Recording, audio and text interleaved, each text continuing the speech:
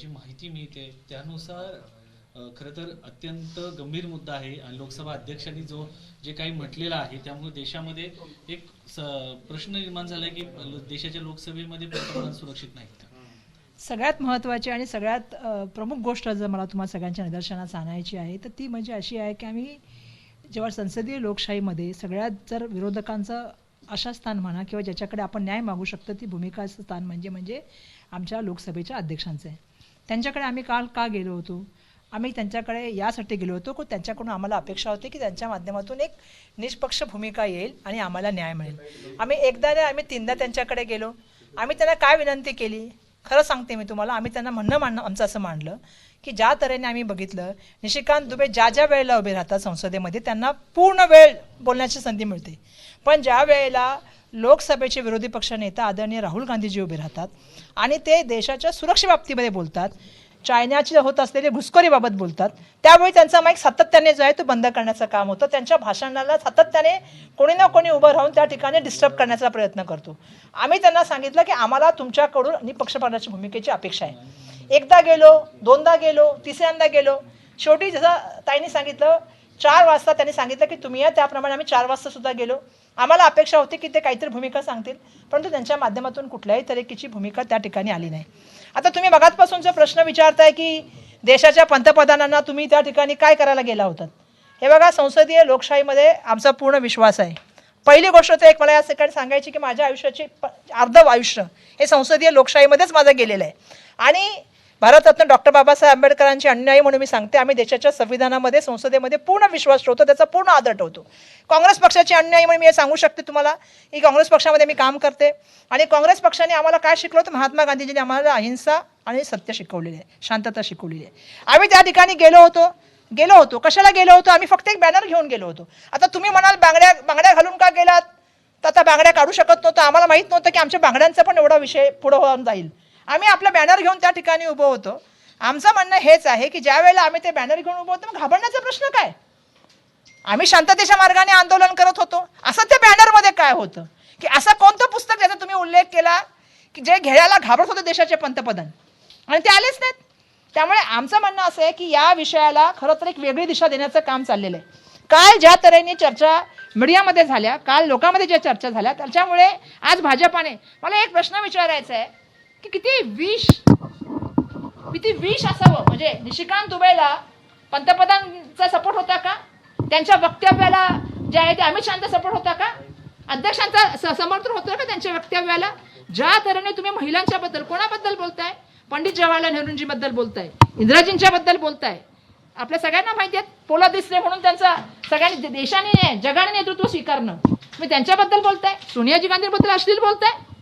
समर्थन आहे का पंतप्रधानांचं निशिकांत दुबेला? किती विष त्याच्या मनात आहे आणि किती खोटं बोलायचं. भाजपाने किती नरेटिव्ह खोटी तयार करायची, ह्याला पण काहीतरी सीमा ठेवा. आम्ही महिला खासदार गेलो आणि काय केलं? आम्ही फक्त बॅनर घेतलं. का बॅनरला तुम्ही घाबरलात? का बॅनरला तुम्ही घाबरलात का? अरे बाबा, माझ्या आयुष्याची संसदीय लोकशाहीमध्ये मी सांगितलं माझं अर्ध आयुष्य गेलं. मी बाबासाहेबांची अनुयायी आहे, मी काँग्रेस पक्षाची कार्यकर्ता आहे, तथागत गौतम बुद्धांची अनुयायी आहे. शांतता आणि अहिंसेमध्ये सत्यामध्ये विश्वास ठेवणारी आम्ही मंडळी आहे. संसदीय लोकशाहीमध्ये काम करत असताना कसं काम केलं गेलं पाहिजे याची आम्हाला परंपरा माहिती आहेत. पण बॅनर घेऊन उभं राहिल्यानंतर काय असं आम्ही केलं? काय बॅनरला घाबरले असं की कोणत्या रिपोर्टला घाबरली? निशिकांत दुबे त्यांना वाटलं की आता नवीन तो कुठला अमेरिकेचा रिपोर्ट आलाय एप्स्टाईन फाईलला घाबरले का? ते पुस्तक राहुलजी देणार आहे त्याला घाबरले? राहुलजी पुस्तक देणार होते म्हणून आले नाही. आता ते तुम्ही संशोधन केलं पाहिजे पत्रकारांनी, का आले नाही? विशेष म्हणजे कारण महिला त्यांनी काही म्हटलं असलं तर तुम्ही पण सुज्ञ आहात पत्रकार. लोकसभा अध्यक्ष बोलताय, लोकसभा अध्यक्ष औपचारिकपणे बोलताय की ते काळा डाग लावलाय तुम्ही लोकांनी, त्याचा आरोप आहे. ऐका, मी मगाचपासून तुम्हाला सांगते मी बाबासाहेबांची अनुयायी आहे. अजून एक गोष्ट पुन्हा सांगते की तुम्ही जे बोलताय ना काळा डाग लावला, आता काही लोकांनी सांगितलं की बांगड्यांनी काही करण्याचा प्रयत्न होता. मला सांगा एक गोष्ट की त्या ठिकाणी जाऊन आम्ही काय केलं? एक बॅनर घेऊन उभं होतो ना. त्यांच्या कार्यालयाबद्दल बोलतात ते, लोकसभा अध्यक्षाच्या कार्यालयाबद्दल ते म्हणतात की लोकसभा अध्यक्षांनी पण पहिल्यांदा मला सांगा जर आम्हाला संसदीय लोकशाहीमध्ये जर न्याय मागायचा असेल तर कोणाकडे न्याय मागावा? कोणाकडे मागितला पाहिजे. कस्टोडियन कोण आहे त्या हाऊसचे कस्टोडियन पूर्णपणे जे आहेत ते लोकसभेचे अध्यक्ष आहेत. आणि अध्यक्षांना आम्हाला अपेक्षा आहे की त्यांनी निष्पक्षपणे काम करावं, आम्हाला न्याय द्यावा. विरोधी पक्षामधले आहेत म्हणून त्यांना बोलायला द्यायचं नाही, सत्ताधारी पक्षामधले ते अश्लील बोलतील तर त्यांना बोलायला द्यायचं, ही भूमिका बरोबर नाही. आणि ती भूमिका त्यांनी पहिल्यांदा इतिहासात लोकसभा अध्यक्षांनी पण पहिल्यांदा निशिकांत दुबेने महिलांचा अपमान केला, निशिकांत दुबेने देशाच्या पंतप्रधानांचा अपमान केला आणि अश्लील बोलले. एका ठिकाणी सांगायचं मॅगझिन अलाउड नाही, पुस्तक अलाउड नाही, हे अलाउड नाही, ते अलाउड नाही. तुम्ही काल पंतप्रधानांच्या खुर्चीजवळ गेल्या होत्या तेव्हा दुबे तिथे होते का? मग तुम्ही दुबेंशी काय बोलण्याचा तेव्हा प्रयत्न केला का? हे बघा, मी एक गोष्ट सांगते तुम्हाला, आपण सगळेजण जिथे इथे बसलेलो आहोत ते संविधान लोकशाहीमध्ये मांडणारी मंडळी आहोत. लोकशाहीने दिलेल्या अधिकारांचा आम्ही वापर करू शकतो, संविधानिक हत्याराचा आम्ही वापर करू शकतो. आम्ही बॅनर घेऊन उभं होतो, बॅनर घेऊन उभं होतं तर यायचं होतं. आमच्याकडे काय हत्यार होतं का मारायला? काचेच्या बांगड्या होत्या असं काही? आता काचेच्या बांगड्या हातामध्ये घातल्याच नाहीत बाबा, लग्नानंतर कधी घातल्या नाहीत. एक पण मग प्रश्न लोकसभेत- असा आहे- आणि मला हे सांगायचं की ज्या महिला काचेच्या बांगड्या घालतात त्यांचा मी सन्मान करते. महिला हातामध्ये बांगड्या घालतात, पण त्या बांगड्याचा अर्थ असा होत नाही की कोणाला मारायसाठी घालतात. त्या त्यांचं सौभाग्याचं लेणं म्हणून घालतात. लोकसभा अध्यक्षांनी असं पण म्हटलंय, औपचारिकरित्या म्हणलंय की महिला खासदार आल्या त्याच्यामुळे पंतप्रधानांना येऊ नका असं मी सांगितलं. काही अनुचित का प्रकार घडला. सांगितलं? म्हणजे स्वतः अध्यक्षांच्या मनातच काहीतरी आलं काय याबद्दल? शारीरिक हल्ला होईल असं त्यांचं म्हणणं अरे होतं. मी ते वापस एक बोलते, शारीरिक हल्ला कसा होणार? कसा होणार? तुम्ही मला विचार करून सांगा. 25 वर्षाच्या राजकारणामध्ये किती लोकांना शारीरिक हल्ला केला? सर्वसामान्य माणसांना सांगा, एक शिवी दिली म्हणून सांगा. काही महाराष्ट्रातून तुमच्यासोबत शोभा बच्चे यांचा असं आहे की त्या ठिकाणी आमचा प्रयत्न होता की आमचं म्हणणं आम्ही अध्यक्षांना सांगण्याचा प्रयत्न केला. एकदा नाही, दोनदा नाही, तीनदा केला.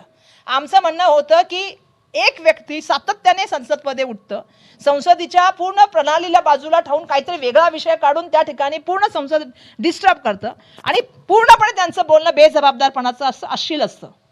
आणि अशा व्यक्तीचं पुस्तक चालतं, मॅगझिन चालतं, त्याचे रेफरन्स चालतात. आणि विरोधी पक्षनेता जर त्यावेळेला राहुलजी बोलतात की देशाच्या सुरक्षेबाबत, चायनाच्या घुसखोरीबाबत, तर तुम्हाला चालत नाही, ऐकायची तुमची मानसिकता नाही.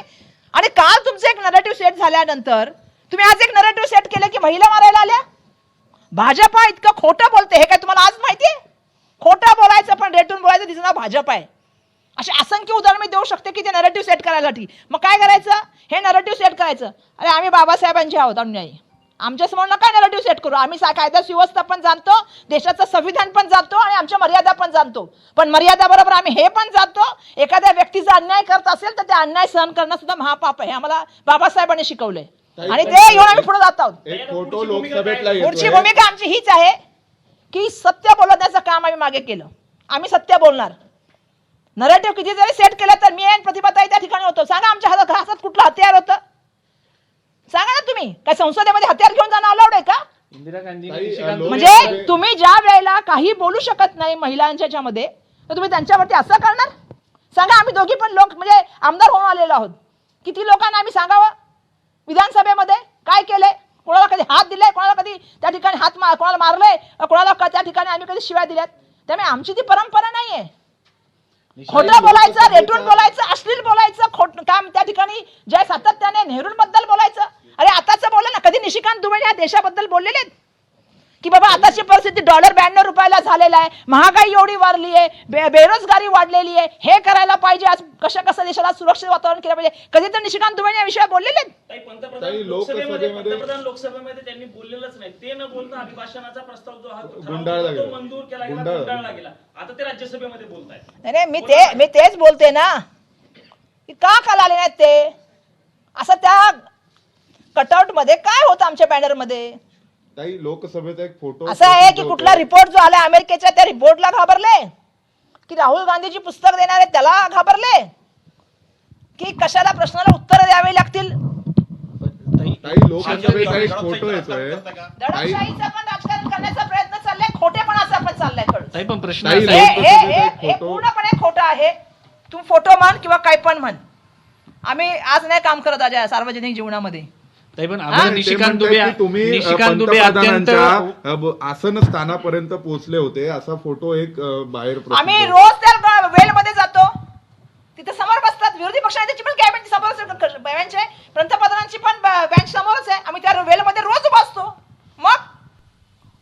पण निशिकांत दुबेंनी ज्या असं पद्धतीने आहे की आम्ही पण सांसद आहोत, आम्ही जाऊ शकत नाही का कुठे? नाही, अध्यक्षांच्या केबिन मध्ये पण काल तुम्ही गेला होता, तिथला एक व्हिडिओ आला, त्यात तुम्ही दिसताय आणि त्याच्यावरती आरोप होतोय की तिथं पण तुम्ही गोंधळ काळा डाग घातला. अध्यक्षांच्या म्हणाले. बोलण्यामध्ये ते आलं मी काय बोलले? आम्ही न्याय कोणाकडे मागायचा?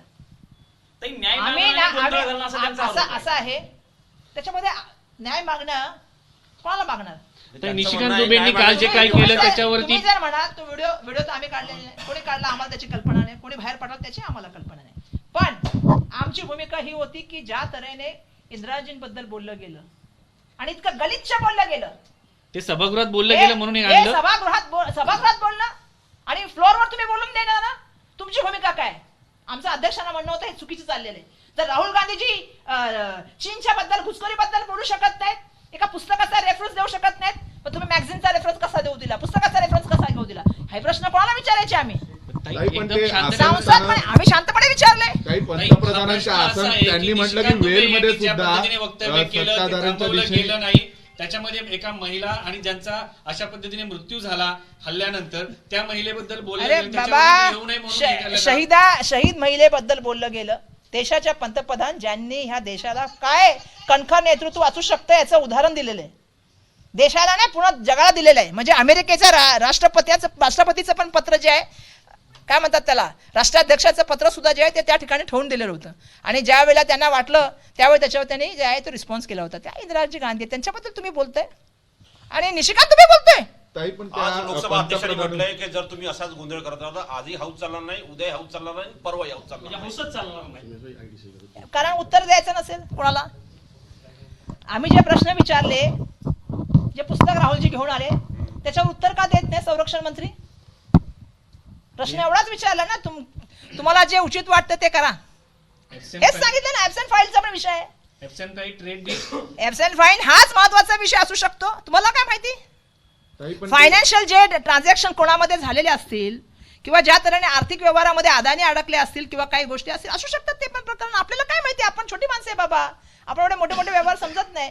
पण जेवढं मला कळतं त्याच्यामुळे मला असं वाटतं की काही प्रश्नांची उत्तर द्यायची नव्हती म्हणून आले नाहीत. आता हा सभागृह कोण चालू देत नाही? ट्रेड डील वरती चर्चा सभागृह चालवायचं असतं तर निशिकांत दुबईला उभंच करायला नाही पाहिजे होतं. कोणी उभं केलं? कोणी गलिच्छ बोललं? सांगा ना, गलिच्छ कोण बोललं? ताई, त्यातले शब्द काढलेत निशिकांत दुबेंच्या बोलण्यातले जे शब्द होते, म्हणजे असं काढून चालतं का? व्हायरल झाला व्हिडिओ पूर्ण, दाखवू का पाठवून तुला? असं नाही चालत. संसदेमध्ये सगळ्यात मोठा पोस्ट जर कोणाची आहे तर अध्यक्षांची आहे. न्यायाची अपेक्षा कोणाकडे आहे? अध्यक्षांकडून आहे. हक्क मागायला आम्ही हक्क मागायला गेलो, कोणाकडे गेलो? अध्यक्षांना आमची अपेक्षा होती त्याच्यावर कारवाई व्हावी. आज आमचे 8 सांसद बाहेर बसलेले आहेत आणि ते आतमध्ये बसलेत. ही बरोबर परंपरा नाही. ही संसदीय लोकशाही काळामध्ये सत्ता येते. मला एक गोष्ट नम्रपणे तुम्हाला अजून एक सांगायची, सत्ता येते सत्ता जाते म्हणतात ना. काळ जो काळ जे म्हणतात ना की ह्याच्यामुळे आज कोणी करते उद्या दुसरं कोण करेल, याच्यामुळे काय नवीन परंपरा चालू होतील मला सांगा? ह्याच्यामुळे काही नाही होत, विनाश होतो. आणि मला असं वाटतं की ज्या वेळेला आपल्या भारतीय संस्कृती, भारतीय संविधान एवढं मजबूत असताना, संसदीय लोकशाही मजबूत असताना तुम्ही तुमची म्हणणं वेगळ्या तऱ्हेने मांडू शकता ना. तुम्ही पण तुमची म्हणणं मांडू शकला असता. तुम्हाला निशिकांत दुबईला का उभं करावं लागलं आणि एवढं गलिच्छ का बोलावं लागलं? ही तुमची भाजपाची परंपरा दिसते. त्यातून फक्त बेटी बचाव बेटी पढाव बोलायचं आणि महिलांचा जो तुम्ही सन्मान करत नाही. आज तुम्ही आमच्या महिलांना कट करत उभं केलं का? उभं केलं आम्हाला निशिकांत दुबे मला सांगा. आम्ही बांगड्या घालतो म्हणून तुम्ही आमच्या बांगड्यांवरती आरोप केला? लोकसभा आम्ही त्या ठिकाणी बॅनर घेऊन उभं होतो, तुम्ही आमच्यावर आरोप करताय. बॅनर चुकीचं आहे? मला सांगा ना, संसदीय लोकशाहीमध्ये बॅनर घेणं चुकीचं आहे का? आमच्या आयुध काय आहेत आमचे, तुम्ही सांगा. त्यामुळे महिलांना तुम्ही फक्त बेटी बचाव बेटी बोलायचं आणि महिलांना तुम्ही टार्गेट सातत्याने करायचं, हे बरोबर नाहीये. संसदेमध्ये तुम्ही इंदिरा गांधी असेल, सोनिया गांधी असेल किंवा आम्ही महिला असू, तुम्ही घ्यायचं होतं, सांगायचं होतं, यायचं होतं, बघायचं तरी होतं की आम्ही महिला काय करतोय. भविष्यात तुम्ही आमच्यावरती सांगताय का बांगड्या घालणं बंद करू? आमच्या सौभाग्याचं आणि आमच्या त्या ठिकाणी आम्ही प्रत्येक वेळा घालणारा महिला आमच्या संस्कृतीचं लेणं येते. पण त्यांचं म्हणतात की बांगड्या घालून ते हल्ला हत्या करू शकतात, हल्ला करू शकतात. आता ही जर मानसिकता भाजपाची असेल तर त्यांनी पहिला त्यांच्या सांसदांना सांगावी गोष्ट पहिला. एबीपी माझा, उघडा डोळे बघा नीट.